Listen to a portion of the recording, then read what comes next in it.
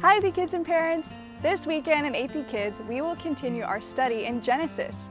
God created man to be a living illustration of His glory. By divine design, man was made in God's image, with the ability to know God, rule over creation for God, and obey God. Then God said, "Let us make man in our image, after our likeness, and let them have dominion over the fish of the sea, and over the birds of the heavens, and over the livestock, and over all the earth, and over every creeping thing that creeps on the earth." So God created man in His own image. In the image of God He created him. Male and female He created them, and God blessed them. And God said to them, "Be fruitful and multiply, and fill the earth and subdue it, and have dominion over the fish of the sea, and over the birds of the heavens, and over every living thing that moves on the earth." Then the Lord God formed the man of dust from the ground, and breathed into his nostrils the breath of life, and the man became a living creature. And the Lord God planted a garden in Eden, in the east, and there He put the man whom He had formed. And out of the ground the Lord God made to spring up every tree that is pleasant to the sight and good for food. The tree of life was in the midst of the garden, and the tree of the knowledge of good and evil. The Lord God took the man and put him in the Garden of Eden to work it and keep it.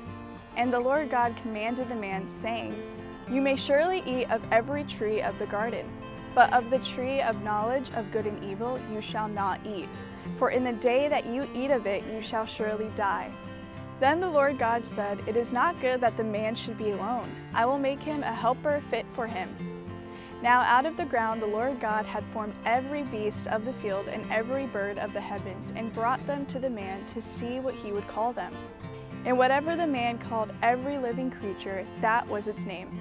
The man gave names to all livestock, and to the birds of the heavens, and to every beast of the field. But for Adam there was not found a helper fit for him.